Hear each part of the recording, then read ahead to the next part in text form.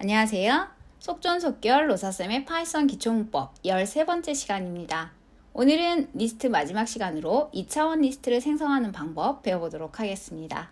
코딩 테스트 문제를 풀다 보면 리스트를 생성해야 할 때가 있는데요. 이때 빈 리스트는 이렇게 생성을 하면 됩니다. 그런데 초기 값을 가진 리스트를 생성하고 싶다면 이렇게 초기 값을 입력하고 몇 개의 원소가 필요한지 곱하기를 이용합니다. 문자열과 마찬가지로 리스트에서 곱하기 연산자는 특정 값을 반복한다는 뜻입니다. 그래서 h는 0 곱하기 5라고 하면 0이라는 값이 5개 반복되어서 리스트가 생성된다는 뜻입니다. h를 확인해 보면 이렇게 0 5개인 리스트가 생성된 것을 알 수 있습니다.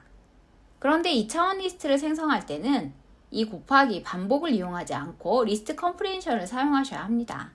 2차원 리스트를 생성해 볼게요.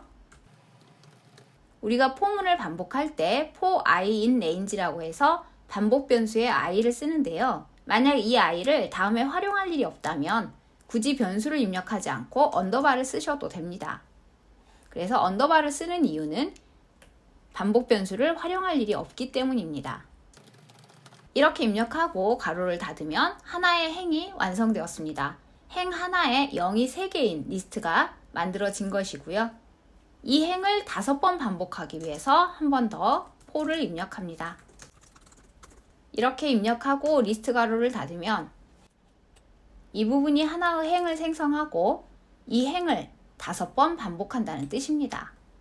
p를 확인하면 이렇게 3개의 원소를 가진 행이 5개 만들어진 것을 알 수 있습니다. 이 작업은 조금 더 간단하게 하기 위해서 곱하기 연산자를 사용할 수도 있는데요. p2는 0 곱하기 3이라고 하면 0 3개로 구성된 하나의 리스트가 생성되고 이것이 바로 행이 되겠지요. 그리고 이 행을 5번 반복합니다. 이렇게 해서 p2를 확인하면 조금 전에 생성한 p와 마찬가지로 한 행에 0이 3개 그리고 이 행이 5개로 구성된 2차원 리스트가 생성된 것을 알 수 있습니다. 이렇게 해서 이제 p2를 생성해 보았는데요. 생각해보면 곱하기 연산자를 한 번 더 쓰면 되지 않을까 이런 생각도 듭니다. 그러니까 0을 3번 반복하고 이 3번 반복한 리스트를 5번 반복하도록 설정을 하는 거죠. 한번 입력해 볼게요. p3는 0 곱하기 3 이렇게 해서 0 3개인 리스트 하나를 생성하고 그리고 이 행을 5번 반복하도록 이렇게 곱하기 연산자를 또 사용할 수 있습니다. 자, 그러면 이렇게 해서 p3를 확인해 볼게요. 일단 결과는 조금 전 p나 p2와 마찬가지로 2차원 리스트가 생성이 되었습니다. 자, 그런데 이렇게 생성했을 때 문제점이 있습니다. 값 하나를 반복할 때는 괜찮은데 리스트 자체를 반복하게 되면 같은 리스트를 5번 생성하는 것이 아니라 하나의 리스트를 5번 참조하는 역할을 합니다. 그래서 만약 p3에서 2번 행의 2번 열의 값을 특정 값으로 변경을 하면 2번 행의 2번 열의 값만 바뀌는 것이 아니라 각 행마다 모두 2번 열의 값이 바뀌어 버립니다. 자, 그러면 0번 행에서 바꿔볼게요. 0, 1 값을 10으로 바꿔볼게요. 그러면 모든 행에서 1번 열의 값이 10으로 바뀝니다. 이렇게 되죠. 그래서 2차원 리스트를 생성하실 때 값 하나는 곱하기 연산을 이용해서 반복 실행하셔도 되지만 이 리스트 자체를 5번 반복하는 것은 위험하다. 이것은 똑같은 리스트를 참조하기 때문에 값이 하나가 바뀔 때 모두 한꺼번에 바뀌어버리는 문제점이 있다. 이 점을 알아두시기 바랍니다. 그래서 우리가 2차원 리스트를 생성할 때 코딩 테스트에서는요. 조금 전에 배우셨던 p2의 방법을 가장 많이 사용합니다.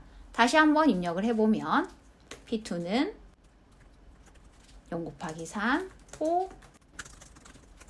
이러한 방식으로 행 하나를 구성할 때는 곱하기 연산자를 사용하고 그리고 이 행들을 여러 개 생성할 때는 리스트 컴프레hension 방법 for를 이용합니다. 그래서 p2를 확인하면 이렇게 생성이 되었고요. p2에서 2번에 2번 값을 변경해 보도록 하겠습니다. 이제 P2는 정확하게 2번 행과 2번 열의 값만 바뀐 것을 알 수 있습니다.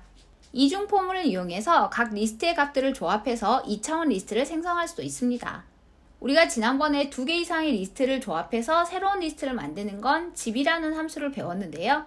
이 집은 1차원 리스트를 튜플의 형태로 구성해서 생성을 했습니다. 이번에는 2차원 리스트를 생성하는 겁니다. R은 x, y 그리고 for x는 망고와 멜론 중에서 추출하고 y는 젤리와 캔디 중에서 추출하도록 입력합니다. 그리고 마지막으로 가로 하나 더 닫아야겠죠? R을 확인하면 망고 젤리, 망고 캔디, 멜론 젤리, 멜론 캔디가 생성된 것을 알 수 있습니다. 이렇게 해서 리스트 컴프리hension을 이용해서 2차원 리스트를 만드는 방법 살펴보았습니다.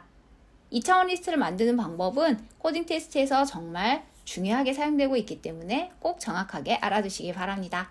오늘 수업 여기까지 하고요. 다음 시간부터는 딕셔너리에 관해서 배워보도록 하겠습니다. 감사합니다.